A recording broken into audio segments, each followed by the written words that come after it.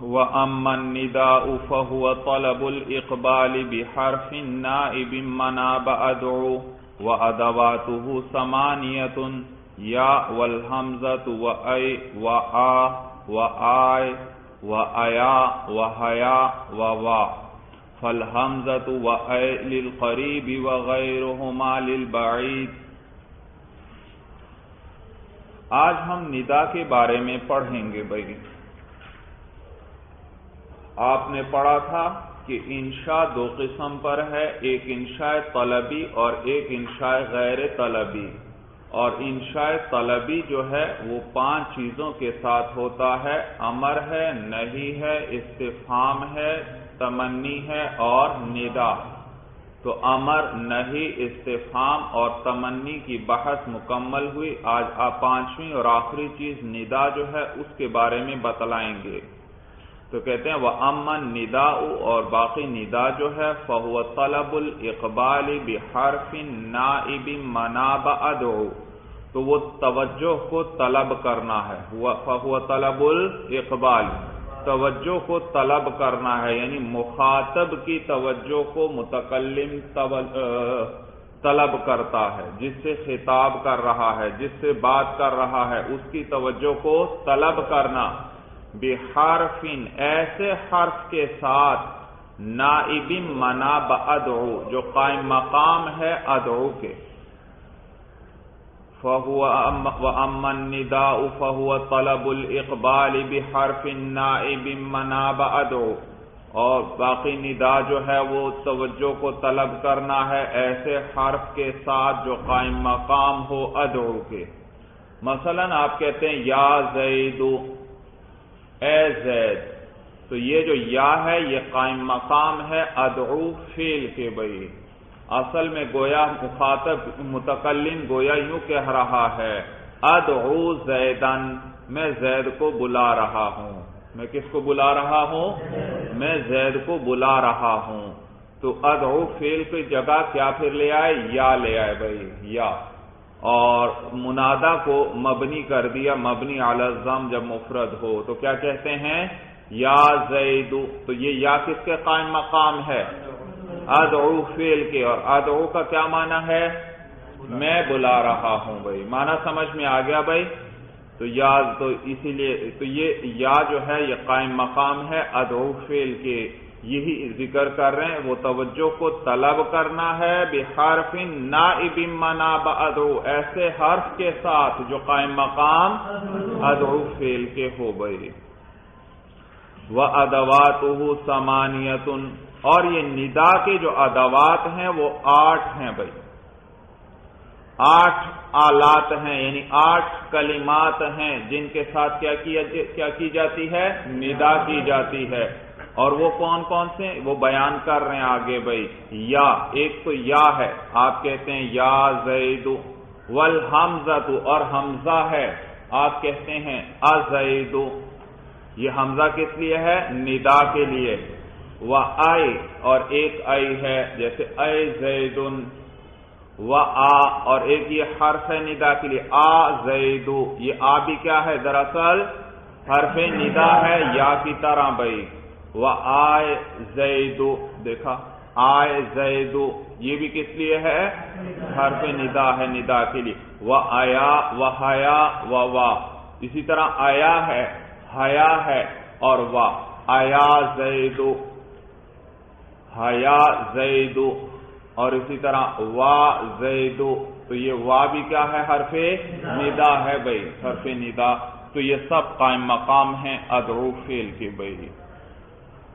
اب آگے تفصیل بیان کر رہے ہیں، کہتے ہیں فالحمزۃ وَأَيْ لِلْقَرِيبِ وَغَيْرُهُمَا لِلْبَعِيدِ، حمزہ اور اے یہ قریب کے لیے ہیں، یعنی جب منادا جس کو آپ ندا دے رہے ہیں وہ قریب ہو تو کون سے حروف استعمال کرنے ہیں؟ حمزہ اور اے۔ زید آپ کے قریب ہے اور آپ کو اس کو متوجہ کرنا چاہتے ہیں اپنی طرف، تو آپ کہیں گے ازید، یا آپ کہیں گے اے زید۔ سمجھ میں آیا بھائی؟ والغیرہما للبعید، اور ان کے علاوہ جو ہیں وہ بعید کے لیے ہیں، یعنی 8 میں سے یہ حمزہ اور اے تو قریب کے لیے ہیں، کوئی قریب ہو اس کو ندا دینے کے لیے، اس کو متوجہ کرنے کے لیے، اور باقی 6 جو ہیں وہ بعید کے لیے ہیں۔ اگر منادا دور ہے تو پھر اس کو آواز دینے کے لیے باقی 6 استعمال کیے جاتے ہیں بھائی، 6 استعمال کیے جاتے ہیں۔ معلوم ہوا زید آپ سے دور ہے تو پھر اب آپ ازید نہیں کہیں گے بلکہ کیا کہیں گے؟ آیا زید یا حیا زید یا وا زید، اور اسی طرح اور جو ہیں بھائی حمزہ اور اے کے علاوہ بھائی وہ سب بھائی۔ جب انہوں نے کہا کہ حمزہ اور اے قریب کے لیے اور باقی سارے کس کے لیے؟ ان دونوں کے علاوہ بعید کے لیے، تو اس میں یا بھی داخل ہو گئی۔ معلوم ہوا ان کے نزدیک یا بھی بعید کے لیے ہے، کوئی دور ہو تو تب کہیں گے یا زید، قریب ہو اس کے لیے یا استعمال نہیں، یعنی اس کے لیے وضع نہیں ہے، یا اس کے لیے وضع نہیں ہے۔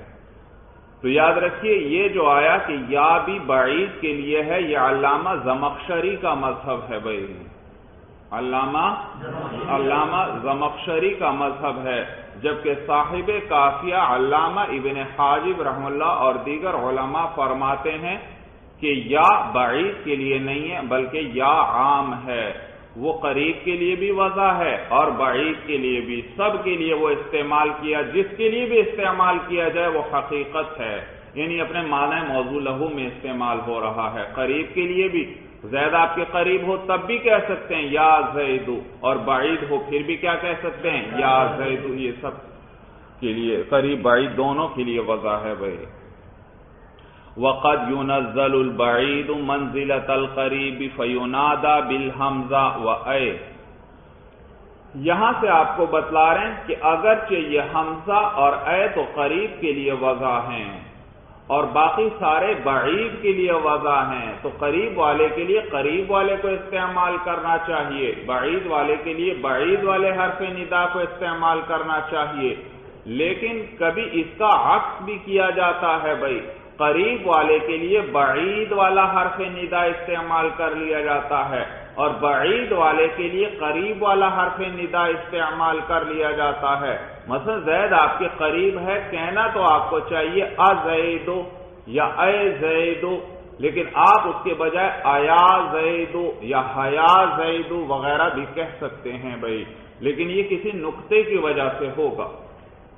کس کی وجہ سے؟ کوئی کسی نقطے، کوئی وہاں نقطہ ہوگا، کوئی خاص ایسا مقتضی ہوگا جس کی وجہ سے آپ کیا کریں گے؟ اس قریب کی جگہ بعید والا اور بعید کی جگہ قریب والا استعمال کر لیں گے۔ تو وہ چند نقطے مثلا بیان کرنے لگے ہیں بھائی، تو کہتے ہیں وقد ينزل البعید منزلۃ القریبی، اور کبھی اتار لیا جاتا ہے دور والے کو قریب والے کے درجے میں، کبھی کبھار کیا کر لیا جاتا ہے؟ ہاں، بعید والا ایک آدمی ہے تو بعید دور ہے آپ سے، لیکن وہاں آپ قریب والا حرف ندا استعمال کرتے ہیں، یعنی آپ اس بعید کو کس کے درجے میں اتار لیا؟ قریب کے درجے میں اتار لیا۔ فَيُنَادَى بِالْحَمْزَةِ وَأَيْ، تو پس اس کو ندا دی جاتی ہے حمزہ اور اے کے ساتھ۔ تو حمزہ اور اے تو وضع ہے کس کے لیے؟ قریب کے لیے، لیکن آپ بعید والے کو کس کے درجے میں اتار لیتے ہیں؟ قریب کے، اور جب قریب کے درجے میں اتار لیا تو اب اس کو حمزہ اور اے کے ساتھ پھر ندا کرتے ہیں۔ اشارتاً الی انہ لشدت استحضارہ فی ذہن المتکلم صار کالحاضر معہ، اشارتاً اس بات کی طرف اشارہ کرنے کے لیے کبھی کیا کیا جاتا ہے؟ بعید کو کس کے درجے میں اتار لیا جاتا ہے؟ قریب کے درجے میں اتار کر قریب والے حرف ندا سے اس کو ندا کی جاتی ہے، کس لیے؟ اشارتاً الی انہ لشدت استحضارہ فی ذہن المتکلم، اس بات کی طرف اشارہ کرنے کے لیے کہ وہ جو ہے لشدت استحضارہ، شدت کے ساتھ حاضر ہونے کی وجہ سے فی ذہن المتکلم، متکلم کے ذہن میں، صار کالحاضر معہ، یہ اسی طرح ہو گیا جیسے کہ وہ اس کے ساتھ ہی حاضر ہو، اس کے پاس ہی موجود ہو۔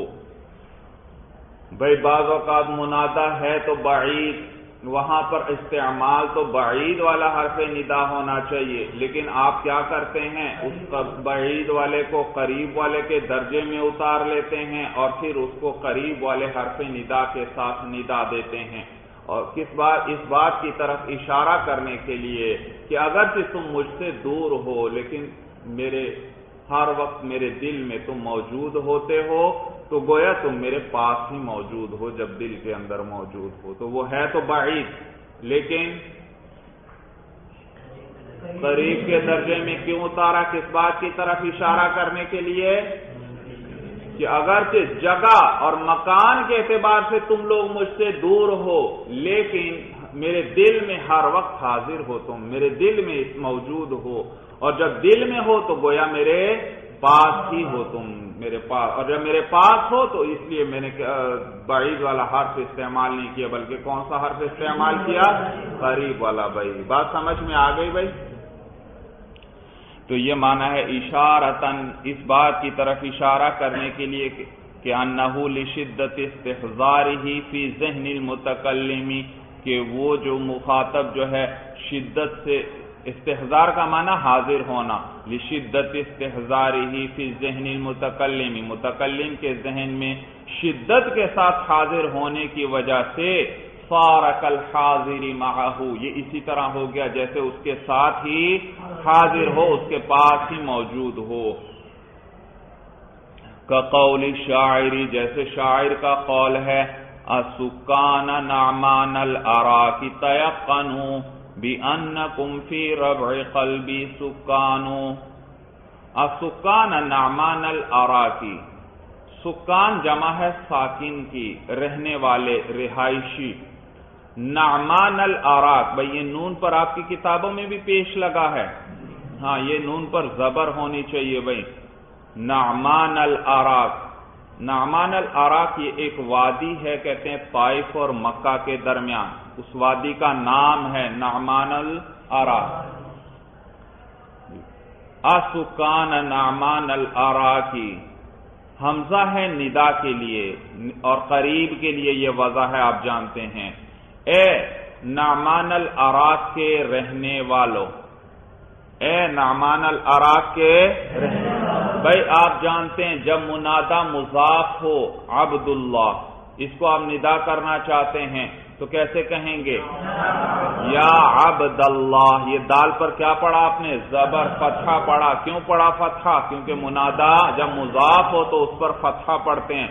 یہاں پر بھی سکان نعمان الاراکی، تو یہ سکان مضاف ہے، نعمان الاراک کیا ہے؟ مضافون الیہ، تو اسی لیے سکان پر فتحہ پڑھا گیا۔ السکان نعمان الاراکی، اے نعمان الاراک کے رہنے والو، تیقنوا، تم یقین کرو، تم یقین رکھو، بِأَنَّكُمْ، اس میں یہ با زائدہ ہے بھائی، با کیا ہے؟ زائدہ، تو یہ دراصل کس معنی میں ہوا؟ أَنَّكُمْ فِي رَبْعِ قَلْبِي سُكَانٌ، تم یقین کرو کہ تم جو ہو فی ربع قلبی، ربع کہتے ہیں وہ بڑا گھر جس کے اندر کئی چھوٹے چھوٹے گھر ہوں۔ ربع کسے کہتے ہیں؟ وہ بڑا گھر جس میں کئی چھوٹے چھوٹے گھر ہوں۔ دوسرے لفظوں میں یوں کہیے حویلی، کس کو کہیں گے؟ حویلی کو۔ یا اسی طرح گھر کے ارد گرد جو جگہ ہوتی ہے پاس ارد گرد کی، اس کو بھی ربع کہتے ہیں، یعنی یوں کہیے محلہ بھائی، کس کو کہتے ہیں؟ محلہ۔ اے نعمان الاراک کے رہنے والو، یقین کرو بِأَنَّكُمْ فِي رَبْعِ قَلْبِي، قلبی یا متکلم کی ہے ساتھ، میرے دل کے محلے میں ہو، تم یقین کرو کہ تم لوگ میرے دل کے محلے میں ہو، میرے دل کے محلے میں سکانو، رہنے والے ہو۔ ترجمہ سمجھ میں آیا بھائی؟ اے نعمان الاراک کے رہنے والو، یقین کرو کہ تم میرے دل کی، یوں ترجمہ کر لیں با محاورہ، یقین کرو کہ تم میرے دل کی بستی میں رہنے والے ہو، تم لوگ میرے دل کی بستی میں بستے ہو۔ سمجھ میں آیا بھائی؟ تو اب دیکھیے شاعر ندا دے رہا ہے، کن کو ندا دے رہا ہے؟ نعمان الاراک کے رہنے والوں کو، اور وہ بستی تو بڑی دور ہے، یہ یہاں کسی اور جگہ بیٹھا ہوا ہے، یہاں سے ان بستی والوں کو خطاب کر رہا ہے، تو وہ قریب ہیں یا بعید ہیں؟ بعید ہیں بھائی، بعید ہیں۔ تو بعید والا حرف ندا استعمال ہونا چاہیے، لیکن وہ قریب والا حرف ندا استعمال کرتا ہے، کیا بتلانے کے لیے کہ اگرچہ جگہ اور مکان کے اعتبار سے تم دور ہو مجھ سے، لیکن تم لوگ میرے دل سے دور نہیں ہو، بلکہ ہر وقت میرے دل میں ہو، تو گویا میرے پاس ہی موجود ہو۔ بات سمجھ میں آ گئی بھائی؟ تو کہتے ہیں اسکان نعمان الاراک تیقنوا بانکم فی ربع قلبی سکانوا، اے نعمان الاراک کے رہنے والو یقین کرو کہ تم میرے دل کی بستی میں بستے ہو۔ وقد ينزل القریب منزلۃ البعید، اور کبھی کبھار قریب والے کو بعید کے درجے میں اتار لیا جاتا ہے۔ پہلے تو کیا تھا؟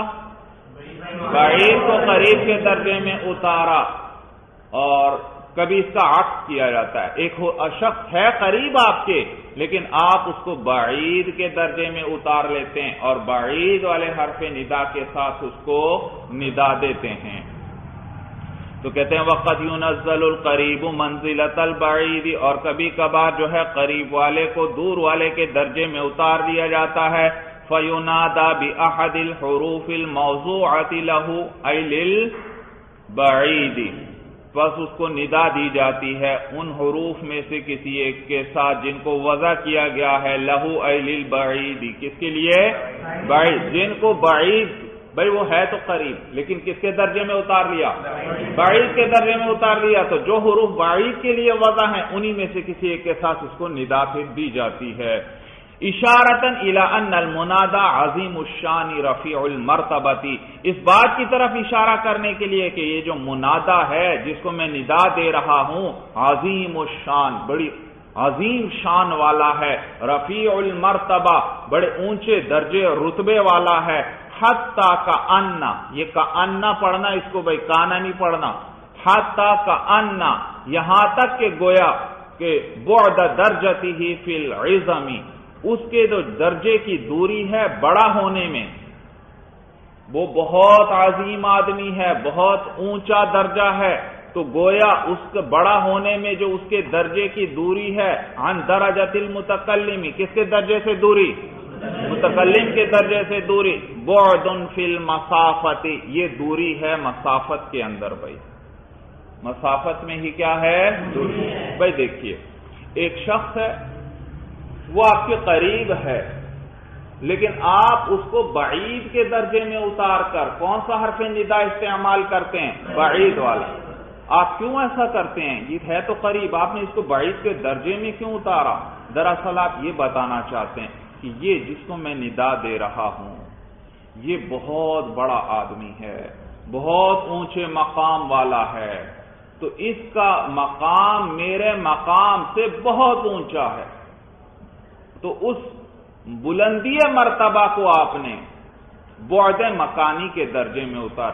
بھائی وہ تو آپ سے درجوں کے اعتبار سے اونچا ہے، جگہ کے اعتبار سے تو دور نہیں اس وقت، مکان کے اعتبار سے تو کیا ہے آپ کے؟ وہ قریب ہے، تو یہ ہے تو قرب مکانی، جگہ کے اعتبار سے قرب ہے، قریب ہے، لیکن اس کا درجہ بڑا اونچا ہے، تو درجوں کے اعتبار سے یعنی وہ ہم سے بڑا اونچا ہے، بڑا دور ہے۔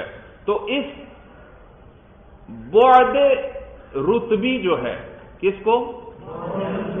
دوری کس چیز میں ہے آپ سے؟ اس کی رتبے میں دوری ہے، جگہ کے اعتبار سے تو دوری نہیں، لیکن بعد رتبی کو آپ بعد مکانی کے درجے میں اتار لیتے ہیں کہ رتبہ بڑا اونچا ہے تو گویا اس کا مقام اور اس کی جگہ بھی مجھ سے بڑی دور ہے۔ بات سمجھ میں آ گئی بھائی؟ تو کیا کرتے ہیں یہاں پر؟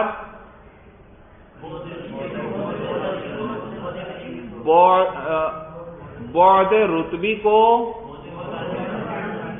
ہاں بعد مکانی کے درجے میں اتار لیا۔ اللہ سمجھ میں آ رہے ہیں؟ کس چیز کو؟ بعد رتبی کو، درجے میں اونچا ہے، جگہ میں تو دور نہیں، جگہ میں تو آپ کے قریب کھڑا ہے وہ، لیکن آپ کیا کہتے ہیں؟ بتلانا کیا چاہتے ہیں کہ اس کا درجہ بڑا اونچا ہے، درجہ بڑا اونچا ہے، تو یہ آپ درجہ اونچا بتلانے کے لیے آپ بعید والا حرف ندا لائے، تو گویا کہ آپ نے اس کے بعد رتبی کو کس کے درجے میں اتار لیا؟ بعد مکانی کے درجے میں اتار لیا کہ گویا جگہ کے اعتبار سے میرے سے یہ بڑا دور ہے، مقام کے اعتبار سے مجھ سے بڑا دور ہے، اور جب دور ہے مکان کے اعتبار سے تو اس کے لیے کیا استعمال کرتے ہیں؟ بعید والا حرف ندا، اس لیے میں نے بعید والا حرف ندا استعمال کر لیا۔ بات سب کو اچھی طرح سمجھ میں آ گئی بھائی؟ یہ معنی ہے اشارتن الی ان المنادى عظیم الشان رفیع المرتبۃ، اس بات کی طرف اشارہ کرنے کے لیے کہ منادا جو ہے بڑی عظیم شان والا ہے، اونچے مرتبے والا ہے، حتی کأن بعد درجته فی العظم عن درجۃ المتکلم بعد فی المسافۃ، گویا کہ بعد درجته فی العظم، اس کے جو درجے کی دوری ہے فی العظم، کس کے اندر؟ عظمت کے اندر، بڑا ہونے میں جو اس کے درجے کی دوری ہے، عن درجۃ المتکلم، متکلم کے درجے سے یہ جو درجے کی دوری ہے، بعد فی المسافۃ، یہ مسافت میں دوری ہے، گویا مسافت کے اعتبار سے وہ بڑا آپ سے دور ہے، اور جب دور ہے تو اس کے لیے کون سا حرف ندا استعمال کر دیا؟ دور والا بھائی۔ کا قولی کا، جیسے آپ کا یہ قول، آیا مولایا، اے میرے آقا۔ اب غلام کہتا ہے اپنے آقا سے، آقا اس کے قریب کھڑا ہے تو اس کو کہنا تو یہ چاہیے آ مولایا، یا کہنا چاہیے اے مولایا، قریب والے حرف ندا، لیکن وہ کیا کہتا ہے؟ آیا مولایا، بعید والا حرف ندا استعمال کیے۔ کیوں استعمال کیے؟ کیا بتلانا چاہتا ہے غلام؟ کہ میرا درجہ بڑا نیچے اور میرے آقا وہ تو بڑی عظیم شخصیت ہے، اس کا درجہ بہت اونچا ہے، تو یہ مجھ سے درجوں کے اعتبار سے بڑا دور ہے، بڑا دور ہے۔ تو گویا اس بلندی درجات کو کس کے درجے میں اتار لیا؟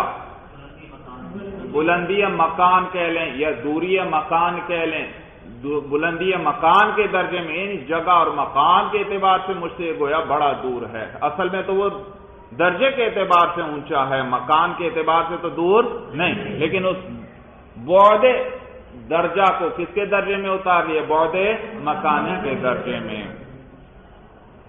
آگے خود بتلا رہے وَأَنْتَ مَعَهُ، حال یہ ہے کہ آپ اس کے ساتھ ہیں، كَقَوْلِكَ آیا مولایا، وَأَنْتَ مَعَهُ، جیسے آپ کا کہنا آیا مولایا، اے میرے آقا، مولا کہتے ہیں آقا کو اور یا متکلم کی ہے، اے میرے آقا، وَأَنْتَ مَعَهُ، حال یہ ہے کہ آپ اس کے ساتھ ہیں، یعنی وہ آپ کے قریب ہے، لیکن آپ پھر بھی آیا لے کر آئے بھائی اس بلندی رتبہ کو بتلانے کے لیے۔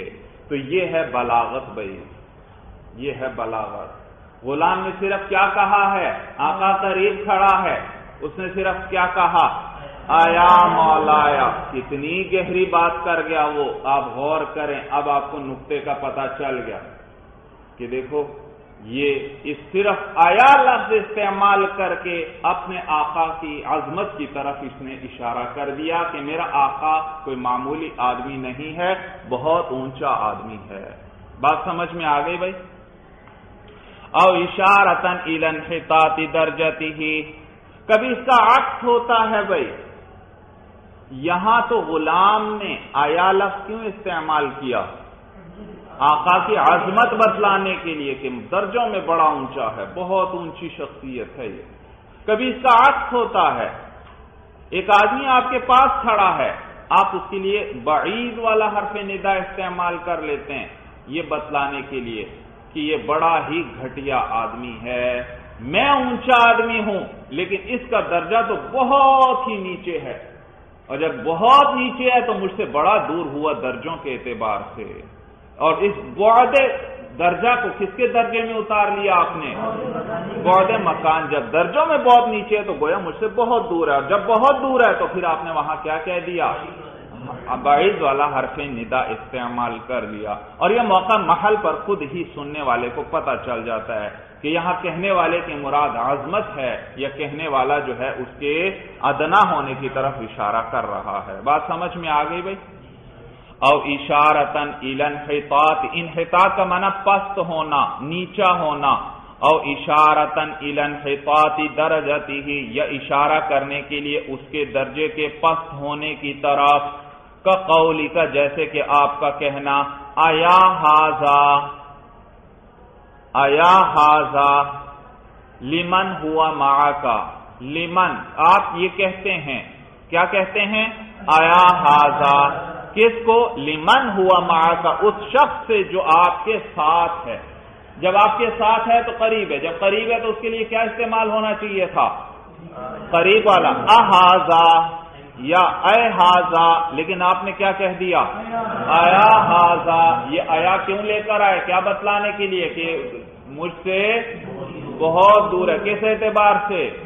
درجوں کے اعتبار سے، یعنی بہت نیچے ہے مجھ سے درجوں کے اعتبار سے۔ او اشارتن الی ان السامع غافل لنحو نوم او ذہول۔ تیسرا نقطہ آ رہا ہے بھائی کہ ایک شخص ہے تو قریب آپ کے، لیکن وہ غافل ہے، غفلت میں ہے۔ تو قریب ہے تو حرف ندا تو قریب والا استعمال ہونا چاہیے، لیکن آپ بتلانا یہ چاہتے ہیں سننے والوں کو کہ میں نے بعید کا لفظ کیوں استعمال کیا، کہ دیکھنے میں بے شک یہ یہاں ہے اس وقت، لیکن حقیقت میں یہاں نہیں ہے، کہیں اور پہنچا ہوا ہے۔ بھائی بات سمجھ میں آئی؟ مثلا طالب علم ہے، سبق میں بیٹھا ہوا ہے، لیکن گھر کی سیر کر رہا ہے، سبق کی طرف توجہ ہی نہیں ہے۔ اب اس کو استاد کہتا ہے، کیا کہتا ہے؟ مثلا آیا فلان، آیا فلان، تو ہونا تو یہاں چاہیے تھا افلان یا اے فلان، لیکن استاد کیا کہتا ہے؟ آیا فلان، بعید والا حرف استعمال کر لیا، یہ بتلانے کے لیے کہ بے شک اس وقت تمہیں یہ اپنے قریب بیٹھا ہوا دکھائی دے رہا ہے، لیکن حقیقت میں یہ اس وقت یہاں نہیں ہے، بلکہ ذہن میں یہ اس وقت کہاں پہنچا ہوا ہے؟ اپنے گھر پہنچا ہوا ہے۔ بھائی نقطہ سمجھ میں آیا بھائی؟ تو کہتے ہیں او اشارتن الی ان السامع غافل، یہ اس بات کی طرف اشارہ کرنے کے لیے کہ ان السامع غافل، کہ سننے والا غافل ہے۔ بھائی کیوں غافل ہے؟ کہتے ہیں لنحو نوم او ذہول، نحو کا معنی مثل، اے لمثل نوم او ذہول، ذہول کہتے ہیں بے توجہی کو، ذہن کا متوجہ نہ ہونا، نیند یا ذہنی بے توجہی جیسی چیزوں کی وجہ سے۔ متکلم جو ندا دینے والا ہے وہ بعید والا حرف لے کر آیا، کیا بتلانے کے لیے؟ کیا بتلانا چاہتا ہے؟ کہ سننے والا جو ہے غافل، وہ غافل ہے۔ بھائی کس وجہ سے غافل ہے؟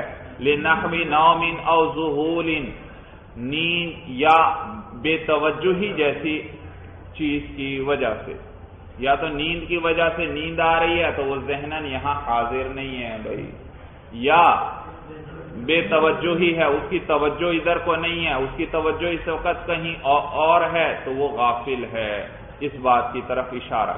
تو گویا کبھی کیا کیا جاتا ہے؟ قریب کے بجائے بعید والا حرف ندا استعمال کیا جاتا ہے، کس لیے؟ پہلا نقطہ کیا بتلایا؟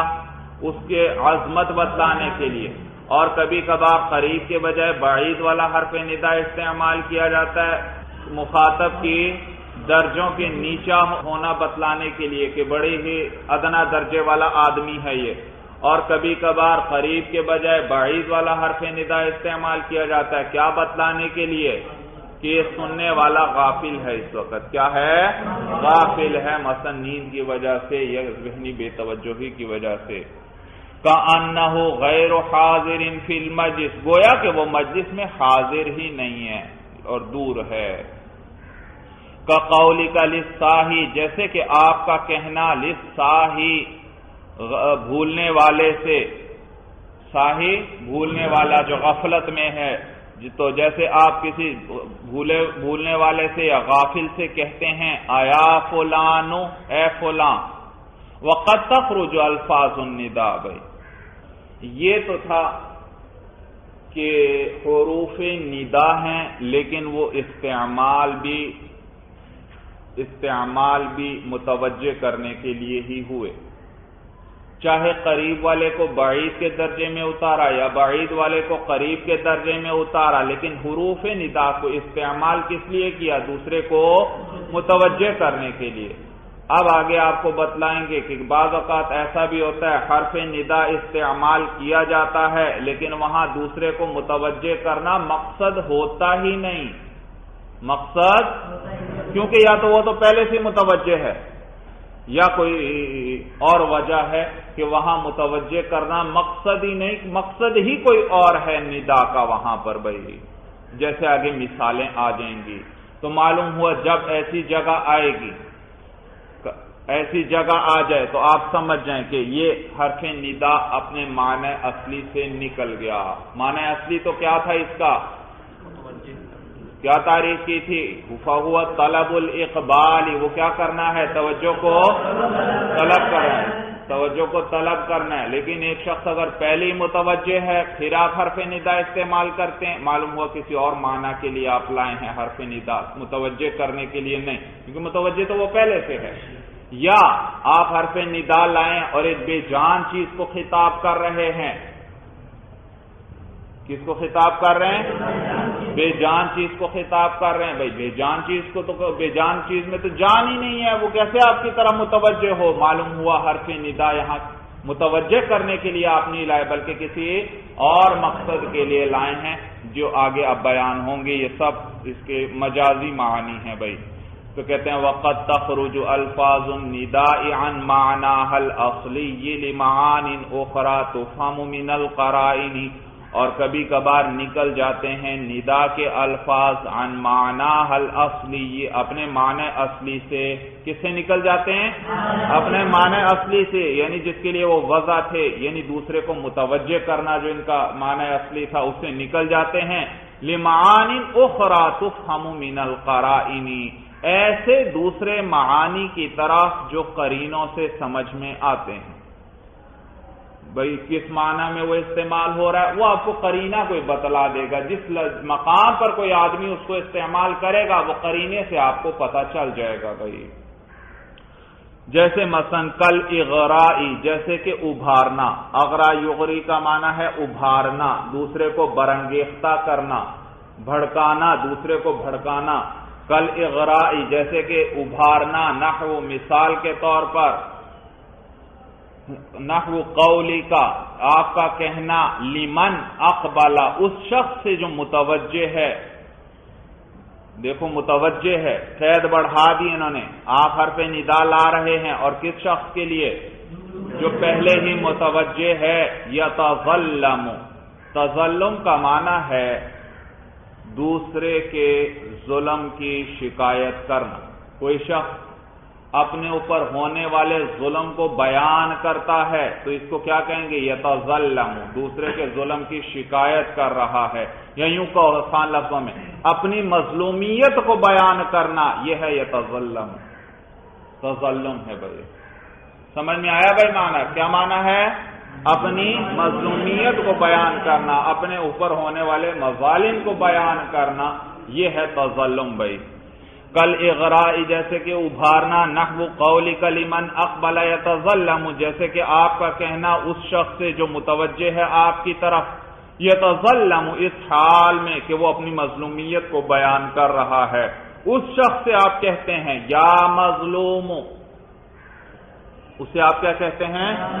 یا مظلوم۔ تو یا حرف ندا لے کر آئے بھائی، اور حرف ندا کا اصل مقصد تو کیا ہے؟ دوسرے کو اپنی طرف متوجہ کرنا، لیکن یہاں پر انہوں نے آپ کو پہلے بتا دیا کہ وہ تو پہلے ہی متوجہ ہے اور آپ کو اپنے غموں کی اور دکھوں کی باتیں سنا رہا ہے، تو جب پوری طرح متوجہ ہے پھر یہ آپ نے یا مظلوم جو اس کو کہا، کیا مقصد تھا اس کا؟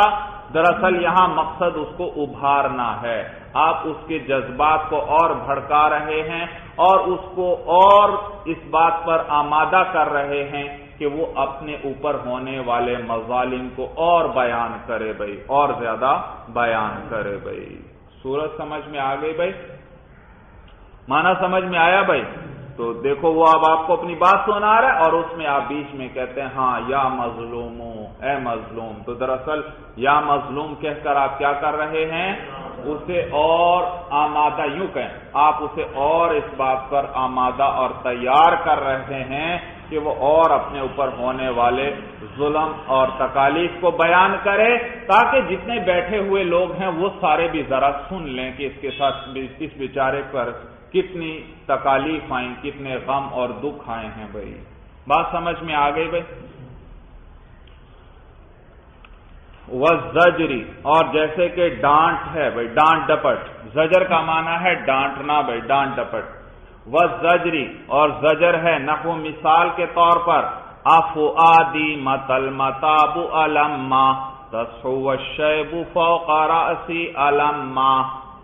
افؤادی، فؤاد کہتے ہیں دل کو، یا متکلم کی ہے، حمزہ شروع میں ندا کے لیے ہے، افؤادی اے میرے دل، اے میرے دل، متل متابو، متاب ہے ظرف کا صیغہ، تاب یتوبو سے، تاب یتوبو توبتن، تو متاب توبہ کرنے کی جگہ یا توبہ کرنے کا وقت، ظرف ہے نا، ظرف کس لیے آتا ہے؟ جگہ یا وقت کا معنی ہوتا ہے، تو متاب یہاں وقت کے معنی میں ہے۔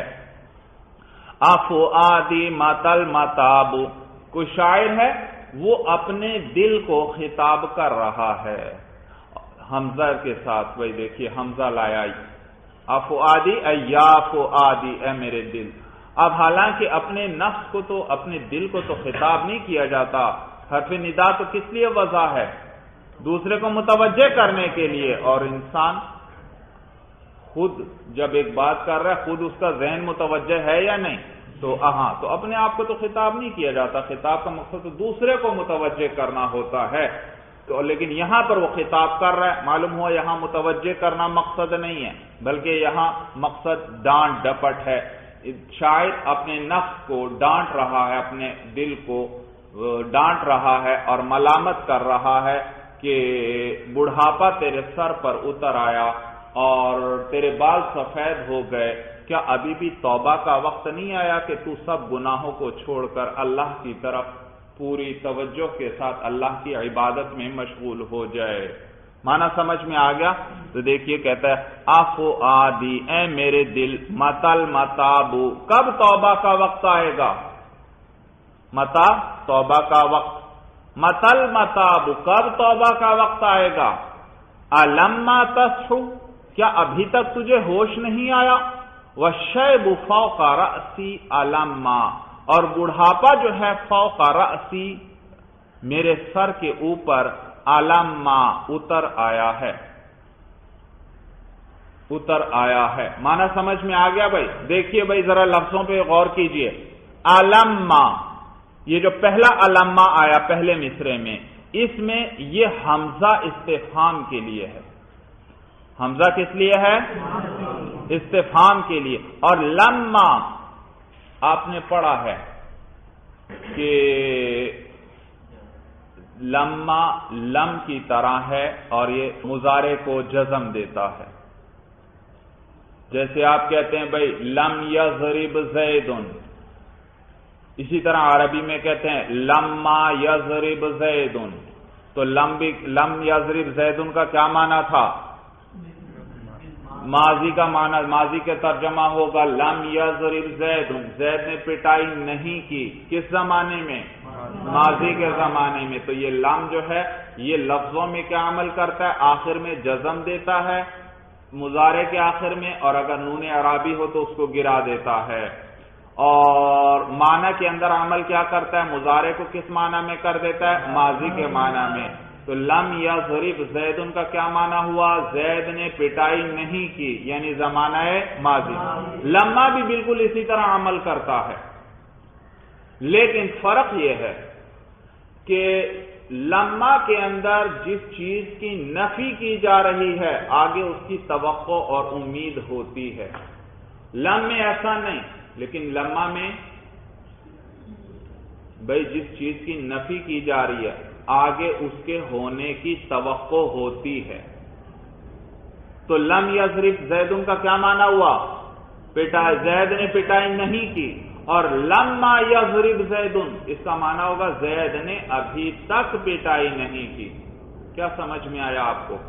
زید نے، ذرا غور کریں میرے جملے پر، زید نے ابھی تک پٹائی نہیں کی، معلوم ہوا آپ کو توقع ہے، امید ہے کہ امکان ہے وہ آگے کیا کرے گا، پٹائی کرے گا. یہ احساس ہوا یا نہیں اس جملے سے؟ جی. تو یہ لہذا لم یضرب کا ترجمہ کیا کریں گے؟ ماضی کے ساتھ، کہ زید نے پٹائی نہیں کی. اور لما یضرب زید ان کا کیا معنی ہے؟ زید نے ابھی تک پٹائی نہیں کی، معلوم ہوا توقع ہے، امید ہے کہ آگے وہ کیا کرے گا، پٹائی کرے گا. بھائی پٹائی کرے گا. تو یہاں بھی یہ وہی لما ہے. اور حمزہ کون سا ہے الما کے اندر؟ استفہام، سوال پوچھنے کے لیے. تو شاعر کہتا ہے الما تصحو، صحا یصحو کے معنی ہوتے ہیں ہوش میں آنا، ہوش میں آنا. وہ آخر سے گر گیا. الما تصحو، کیا ابھی تک تو ہوش میں نہیں آیا؟ ترجمہ نظر ہے بھائی ترجمے. الما تصحو، کیا ابھی تک تجھے ہوش نہیں آیا؟ معلوم ہو آگے امید ہے، توقع ہے، شاید کیا کہ شاید دل ہوش میں آ جائے. الما تصحو، کیا ابھی تک ہوش میں نہیں آیا؟ والشیب، یہ جملہ آگے حالیہ ہے، اور حال یہ ہے، شیب کہتے ہیں سفید بالوں کو اور بڑھاپے کو، اور بڑھاپا جو ہے فوق رأسی، میرے سر کے اوپر. الما، یہاں پر الما پورا یہ فعل ہے، یہ حمزہ الگ نہیں ہے، یہ فعل ہے. الما یلم، الما کا معنی ہے نازل ہونا، اترنا.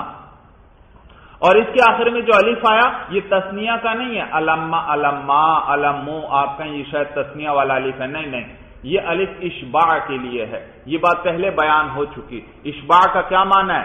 حرکت کو کھینچنا، لمبا کرنا. تو اسی فتحہ کو کھینچ دیا تو کیا بن گیا؟ الف بن گیا. الما، تو یہ الف اشباع کے لیے، حرکت کو لمبا کرنے کے لیے. کیونکہ میں نے آپ کو بتایا تھا اشعار کے مخصوص اوزان ہوتے ہیں، ایک حرف کی بھی کمی بیشی ہو جائے تو پورے شعر کا وزن خراب ہو جاتا ہے. تو یہاں الف کو کس لیے بڑھایا گیا؟ اشباع کے لیے، تاکہ ایک ساکن اور آگے زیادہ ہو جائے، تاکہ آواز لمبی ہو جائے، شعر کا وزن ٹھیک ہو جائے. بھائی معنی سمجھ میں آیا؟ پہلا الما کیا ہے؟ حمزہ استفہام کے لیے، اور لما جو فعل مضارع کو جزم دیتا ہے. اور دوسرا الما یہ فعل ہے، اس کا کیا معنی ہے؟ اترنا اور نازل ہونا. اب ترجمہ دیکھیے. افؤادی متل متاب الما تصحو والشیب فوق رأسی الما، اے میرے دل کب توبہ کا وقت آئے گا؟ الما تصحو، کیا ابھی تک تجھے ہوش نہیں آیا؟ والشیب فوق رأسی الما، اور حال یہ ہے کہ بڑھاپا میرے سر پر اتر آیا ہے، یعنی میرے بال سفید ہو گئے ہیں. تو اس شعر کے اندر دیکھیے صنعت جناس ہے، جناس. پہلے مصرے کے آخر میں بھی آیا الما، دوسرے مصرے کے آخر میں بھی آیا الما. پڑھنے میں، تلفظ میں دونوں بالکل ایک جیسے، لیکن دونوں ہیں الگ الگ چیز. دوسرا الما وہ سارا فعل ہے. پہلا الما اس میں حمزہ الگ ہے، الگ حرف ہے، لما الگ. اس کو کہتے ہیں صنعت جناس، کہ ایسے لفظ لانا کلام کے اندر جن کا تلفظ ایک جیسا ہو لیکن معنی الگ الگ ہو. بھائی سمجھ میں آیا؟ جیسے ایک شاعر کہتا ہے ان فی بستانینا نارن جانا من جانا نارن جانا نارن جانا، بے شک ہمارے باغ میں، ان فی بستانینا نارن جانا، بے شک ہمارے باغ میں ہماری نارنگیاں ہیں. بھائی نارنگی یہ کوئی مالٹے کی طرح کی کوئی پھل ہے چھوٹا، نارنگیاں ہیں. من جانا نارن جانا، جس نے ہماری نارنگیوں کو توڑا. نارن جانا، اس نے آگ کو توڑا، یعنی اس سے پھر ہم نپٹ لیں گے. سمجھ میں آیا بھائی؟ تو پہلا ہے نارن جانا، ہماری نارنگیاں، نون متکلم کا ہے. اور دوسرا ہے نارن جانا، آگ. نارن آگ، جانا یہ فعل ہے. ان فی، معنی سمجھ میں آ گیا؟ ان فی بستانینا نارن جانا، من جانا نارن جانا نارن جانا. تو یہ صنعت جناس ہے، اور اس سے بھی کلام میں حسن پیدا ہوتا ہے. بھائی اور لیکن اصل حسن جب ہو اس میں، یعنی کلام کے سارے لفظ بھی سارے فصیح ہوں، اور موقع محل کے مطابق ہو، یعنی مقتضی حال کے مطابق ہو، اس کے بعد پھر اس میں اور حسن ان صنعتوں کے ذریعے پیدا کیا جاتا ہے بھائی، صنعتوں کے ذریعے۔ تو یہاں پر شاعر نے جو خطاب کیا افؤادی، اے میرے دل، کیا مقصد ہے یہاں پر؟ کیا اس کو متوجہ کرنا مقصد ہے؟ نہیں، انسان اپنے آپ کو خطاب نہیں کرتا، بلکہ مقصد یہاں کیا ہے؟ وہ اپنے دل کو، اپنے نفس کو ڈانٹ رہا ہے، اس کو ملامت کر رہا ہے کہ کیوں تو گناہوں سے باز نہیں آتا، نیکی کی طرف پوری طرح متوجہ کیوں نہیں ہوتا۔ وَالتَّحَيُّرِ وَالتَّفَجُّرِ نَحْوُ اَيَا مَنَازِلَ سَلْمَا، اَيْنَ سَلْمَا کی، اور تحیر کا معنی حیران ہونا، تزجر کا معنی بے قرار ہونا، تو اور تحیر و تزجری، اور حیران ہونے اور بے قرار ہونے کے لیے، یعنی ان کے اظہار کے لیے، و اظہار تحیر و تزجری، اور کبھی حرف ندا آئے گا لیکن کیا مقصد ہوگا؟ متوجہ کرنا مقصد نہیں، بلکہ کہنے والا جو ہے وہ اپنی بے قراری اور حیرت کا اظہار کر رہا ہوگا۔ نحو، مثال کے طور پر ایک شاعر کہتا ہے ایا منازل سلما، اے سلما کے گھروں، این سلما کی، کہاں ہے تمہاری سلما؟ تو یہ شاعر کی محبوبہ اور معشوقہ تھی، اور اب وہ کہیں چلی گئی، اب شاعر بے قرار ہے اور غم اور تکلیف کے اندر ہے، تو اس غم کے اندر ڈوبا ہوا وہ اس کے گھروں کو خطاب کرتے ہوئے کہتا ہے ایا منازل سلما، اے سلما کے گھروں، این سلما کی، تمہاری سلما کہاں ہے، کدھر ہے؟ تو دیکھیے یہاں آیا ایا منازل سلما، اے سلما کے گھروں، حالانکہ گھر تو کوئی ایسی چیز نہیں جو متوجہ ہو سکے، معلوم ہوا یہاں ندا کا مقصد متوجہ کرنا نہیں، بلکہ دراصل کیا ہے؟ شاعر اپنی اس بے قراری کا اظہار کر رہا ہے بھائی، سمجھ میں آیا معنی بھائی؟ وَيَكْثُرُ هَذَا فِي نِدَاءِ الْأَطْلَالِ وَالْمَطَايَا وَنَحْوِهَا، اور بکثرت ہوتا ہے اس طرح فی نداء الاطلال، اطلال جمع ہے طلل کی، طلل، اور یہ اطلال کہتے ہیں کھنڈرات کو، کھنڈرات۔ مطایا جمع ہے مطیتن کی، سواری کو کہتے ہیں بھائی، اور ایسا بکثرت کیا جاتا ہے کھنڈرات اور سواریوں ونحوها اور اس جیسی چیزوں کی ندا میں۔ کیا بتلا رہے ہیں صاحب کتاب آپ کو کہ ایسا بکثرت کیا جاتا ہے کس کے اندر؟ کھنڈرات، سواریوں اور ان جیسی چیزوں کی ندا کے اندر، کہ اپنی حیرت اور اپنی بے قراری کا اظہار کیا جاتا ہے بھائی، سمجھ میں آیا بھائی؟ ان کو خطاب کیا جاتا ہے اور اس طرح کے مقاصد ہوتے ہیں۔ حالانکہ کھنڈرات تو خطاب کیا جائے، ندا دی جائے، وہ تو کوئی متوجہ ہونے والی چیز نہیں۔ سواری پر کوئی شخص اکیلا جنگل میں سواری پر جا رہا ہے شاعر، اور مثلا وہاں وہ سواری کو خطاب کرتے ہوئے کوئی بات ذکر کرتا ہے، تو دراصل وہ سواری کو متوجہ نہیں کر رہا، کیونکہ سواری تو متوجہ نہیں ہو سکتی، بلکہ مقصد وہاں کیا ہوتا ہے؟ مثلا بے قراری کا اظہار یا اپنی حیرت کا اظہار یا اس جیسا کوئی مقصد ہوتا ہے۔ وَالتَّحَسُّرِ وَالتَّوَجُّعِ، تحسر کا معنی افسوس ہونا، حسرت ہونا، توجہ کا معنی دکھ ہونا، تکلیف ہونا۔ وَالتَّحَسُّرِ وَالتَّوَجُّعِ اے اظہار التحسر والتوجع، اپنے غم اور افسوس کے اظہار، والتوجع اور دکھ کے اظہار کے لیے بھائی۔ کبھی کیا کیا جاتا ہے؟ کسی چیز کو ندا کی جاتی ہے لیکن وہاں مقصد اس کو متوجہ کرنا نہیں ہوتا، بلکہ کیا مقصد ہوتا ہے؟ اپنے افسوس کو ظاہر کرنا اور اپنی تکلیف کو ظاہر کرنا، کا قول ہی، جیسے کسی شاعر کا قول ہے بھائی ایا قبر معن کیف واریت جودہ وقد کان منہ البر والبحر مترعا۔ یاد رکھیے معن ابن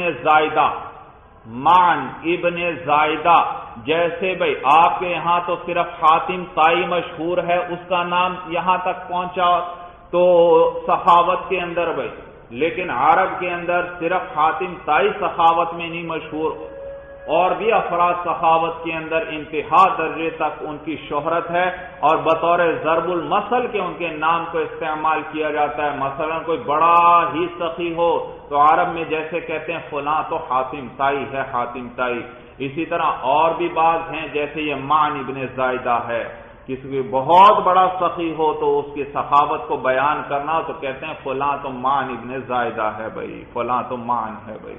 بات سمجھ میں آئی بھائی؟ یہ بھی بہت بڑا سخی شخص گزرا ہے بھائی. تو اب اس کا انتقال ہو گیا، اور انتقال کے بعد اس کو دفنا دیا گیا، تو ایک شاعر جو ہے اس کی قبر کو خطاب کرتے ہوئے کہتا ہے ایا قبر معن، اے معن کی قبر، کیف واریت جودہ، وارا یواری کے معنی ڈھانپ لینا، چھپا لینا، جود کہتے ہیں سخاوت کو.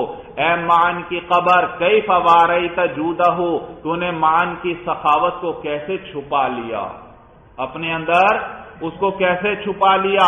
وقد کان منہ البر والبحر مترعا، اور تحقیق اس کی سخاوت جو ہے، منہ ای من جودہ، اس کی سخاوت سے تو البر والبحر، خشکی اور سمندر جو ہیں مترعا بھرے ہوئے تھے. معنی سمجھ میں آیا بھائی؟ شاعر جو ہے یہاں پر اپنے دیکھیے قبر کو خطاب کر رہا ہے، لیکن قبر تو کوئی ایسی چیز نہیں جو متوجہ ہو سکے. معلوم ہوا یہاں متوجہ کرنا مقصد نہیں، پھر کیا مقصد ہے؟ دراصل شاعر اپنے غم، دکھ اور افسوس کا اظہار کر رہا ہے کہ اتنی عظیم شخصیت ہم سے جدا ہو کر چلی گئی، تو اس پر غم کا اظہار کر رہا ہے. اور خطاب کرتے ہوئے کیا کہتا ہے؟ اے قبر، اے معن کی قبر، تو نے کیسے اتنی عظیم سخاوت کو اپنے اندر چھپا لیا. یہ اس کی سخاوت تو ایسی تھی کہ خشکی کو بھی اس نے بھر دیا تھا، سمندر کو بھی اس نے بھر دیا تھا. تو اتنی عظیم چیز کو تو نے، اے 2 گز کی قبر، تو نے کس طرح اتنی عظیم چیز کو اپنے اندر چھپا لیا اور ڈھانپ لیا بھائی. معنی سمجھ میں آیا بھائی؟ تو مترا کا کیا معنی؟ بھرا ہونا بھائی. وَالتَّذَكُّرِ، اور کبھی کبھار کس لیے لایا جاتا ہے حرف ندا؟ تذکر، یاد کرنے کے لیے. کوئی گزری ہوئی بات یاد آتی ہے، اس کو یاد کرنے کے لیے انسان کیا کرتا ہے؟ حرف ندا کو استعمال کرتا ہے. نحو مثال کے طور پر ایا منزل سلمى سلام علیکما هل الازمن اللاتی مضین رواجع. ایا منزل سلمى، منزلین تسنیہ ہے، نون اضافت کی وجہ سے گر گیا. ایا منزل سلمى، اے سلمى کے 2 گھروں، سلام علیکما، تم پر سلامتی ہو. حل الازمن اللاتی مضینا، کیا ازمن جمع ہے زمان کی، کیا وہ زمانے اللاتی مضینا جو کہ گزر گئے ہیں، رواجع، کیا وہ لوٹنے والے ہیں، کیا وہ لوٹ آئیں گے. تو شاعر کیا کہتا ہے؟ اے سلمہ کے 2 گھروں، تم پر سلامتی ہو، کیا وہ زمانے جو گزر گئے ہیں واپس آ سکتے ہیں؟ کیا وہ گزرا ہوا زمانہ واپس آ سکتا ہے؟ کوئی ایسی صورت ہے؟ تو یہاں پر وہ سلمہ کے گھروں کو خطاب کر رہا ہے، لیکن یہاں متوجہ کرنا مقصد نہیں، کیونکہ گھر تو کوئی متوجہ ہونے والی چیز نہیں ہے. پھر یہاں مقصد کیا ہے؟ بس وہ دراصل اپنے اس گزرے ہوئے وقت کو یاد کر رہا ہے. شاعر کیا کر رہا ہے؟ گزرے ہوئے وقت کو یاد کر رہا ہے بھائی. وغیر الطلبی یکون بالتعجب والقسم وصیغ العقود کبعت واشتریت ویکون بغیر ذالک. بھئی یہ تو انشاء طلبی کی بحث مکمل ہوئی، حرف ندا کی بھی بحث مکمل ہو گئی. اب آپ کو شروع میں بتایا تھا کہ انشاء کتنی قسم پر ہے؟ ایک طلبی، ایک غیر طلبی. طلبی تو 5 چیزوں کے ساتھ تھا، امر، نہی، استفہام، تمنی اور ندا. اور جو غیر طلبی ہے وہ کہتے ہیں وہ غیر طلبی ہے یکون بالتعجب، کس کے ساتھ ہوگا؟ تعجب کے ساتھ ہوگا بھائی. تعجب کے لیے مثلا کون سے صیغے وضع ہیں؟ ما افعلہ و افعل بہ. اسی طرح قسم ہے بھائی، واللہ، باللہ وغیرہ. صیغ العقود، عقد کے جو صیغے ہیں بھائی جن کے ساتھ عقد کیا جاتا ہے، آپ نے پڑھا ہے عقد ایجاب و قبول وغیرہ، جیسے بیعت و اشتریت اور اشتریت وغیرہ ہے. اسی طرح نکحت، نکاح بھی ایک عقد ہے. اسی طرح فسخ، کسی چیز کو کرنا، اقالہ کرنا، مثلا بیع کے اندر رجوع کر لینا، عقلت وغیرہ. جو بھی عقود کے لیے صیغے استعمال ہوتے ہیں عقد کرنے کے لیے، وہ سارے بھی. وَيَكُونُ بغیر ذالک، اور ان کے علاوہ اور چیزوں کے ساتھ بھی ہوگا. یہ تو کچھ ہم نے مثالیں ذکر کر دیں. یہ انشاء غیر طلبی کی قسمیں، دیکھو ان کے اندر طلب نہیں ہے، باقی جو پیچھے گزرے ان میں کیا تھی؟ طلب. تو انشاء غیر طلبی تعجب کے ساتھ بھی ہو سکتا ہے، قسم بھی ہو سکتی ہے، عقد کے صیغے بھی ہو سکتے ہیں، اور ان کے علاوہ اور چیزیں بھی ہو سکتی ہیں. مثلا اور کیا ہے؟ افعال مدح و ذم ہے. مدح کسی کی مدح کی جاتی ہے، نعم الرجل زید، زید کتنا اچھا آدمی ہے. دیکھو یہاں طلب نہیں ہے بلکہ کیا کیا جا رہا ہے؟ کسی کی تعریف کی جا رہی ہے وغیرہ. تو یہ چیزیں ہیں، ان کے ساتھ ہوگا وہ انشاء بھائی. جی. وانواع الانشاء غیر الطلبی لیست من مباحث علم المعانی، اور انشاء غیر طلبی کی جو قسمیں ہیں یہ علم معانی کی بحثوں میں سے نہیں ہیں. فلذا ضربنا صفحا عنها، ضرب کا معنی ہے پھیرنا، فلذا ضربنا، اسی لیے ہم نے پھیر لیا، صفحا پہلو کو، عنہا ان سے، یعنی ہم نے بھی یہ چونکہ علم معانی کی بحثوں میں سے نہیں ہے یہ بحثیں، اس لیے ہم نے بھی ان سے پہلو تہی کی، یعنی ان سے اپنے پہلو کو پھیر لیا، ان سے اعراض کیا، ہم نے ان کو ذکر نہیں کیا، ان کو ہم نے نہیں چھیڑا. یہاں پر بات سمجھ میں آ گئی بھائی؟ تو انہوں نے بتلایا غیر طلبی جو ہے تعجب، قسم، عقود کے صیغے وغیرہ ان چیزوں کے ساتھ انشاء غیر طلبی ہوگا. اور یہ چونکہ علم معانی کی ابحاث نہیں ہے لہذا ہم نے بھی ان سے پہلو تہی کی اور ان کو یہاں پر ذکر نہیں کیا بھائی. تو ان کو عموماً بلاغت کی کتابوں میں زیادہ ذکر نہیں کیا جاتا. وجہ یہ بھائی کیونکہ ان سے بہت کم بلاغت کی بحثیں متعلق ہیں بھائی. بات سمجھ میں آ گئی؟ اور نیز اس لیے کہ بھائی کہ اس میں سے اکثر جو ہیں وہ خبر سے انشاء کی طرف منتقل کیے گئے ہیں. دیکھو بیعتو اصل میں تو یہ ماضی کا صیغہ ہے، یہ عقد کے لیے تو وضع نہیں ہے، یہ تو خبر دینے کے لیے. آپ کسی کو بتلاتے ہیں بیعت الکتاب، میں نے وہ کتاب بیچ دی، تو دیکھو اصل میں یہ کس لیے وضع ہے؟ خبر، کسی کو خبر دینے کے لیے. لیکن پھر اس خبریت سے ان کو منتقل کر لیا گیا، کس کی طرف؟ انشاء کی طرف اس کو منتقل کیا گیا. لہذا اس لیے بھی ان کی بحث یہاں پر نہیں کی. ان میں سے اکثر ایسے ہیں کہ ان کو خبریت سے منتقل کیا گیا، کس کی طرف؟ انشاء کی طرف. تو بس خبر کی بحث پیچھے گزری یا نہیں جی؟ وہیں سے ان کی اس کے نکات کو بھی جانا جا سکتا ہے. خبر کی ان کو بھی خبر سے کس کی طرح منتقل کیا گیا؟ انشاء. تو اصل میں تو یہ خبر تھے، تو خبر کے اندر جو نکات تھے انہی کی وجہ سے انہی کو دیکھا جا سکتا ہے. وہی نکات یہاں پر بھی غور کیا جا سکتا ہے ان میں. صورت سمجھ میں آ گئی بھائی؟ ایک بات بتلائیے، کا بیعتو و اشتریتو. بیعتو فعل ہے، آپ نے پڑھا کہ حروف جارہ صرف اسم پر داخل ہوتے ہیں. حروف جارہ خاصہ ہیں اسم کا، پڑھا ہے یا نہیں بھائی نحو میں؟ تو یہاں پر تو کاف جارہ ہے اور بیعتو فعل پر داخل ہو رہا ہے. کیا جواب دیں گے؟ ہاں شاباش، یہ بیعتو کا لفظ یہاں مراد ہے. اے کا ہاذا اللفظ، بیعتو کو ذرا ہٹاؤ، یہ لگاؤ، کا ہاذا اللفظ، جیسے کہ یہ لفظ ہے. کون سا لفظ؟ بیعتو. سورج سمجھ؟ تو یہاں لفظ مراد ہے، لفظ مراد ہے. اسی لیے یہاں پر اس کا ترجمہ بھی نہیں کرنا. ترجمہ کیسے کریں گے؟ دیکھیے عبارت کا.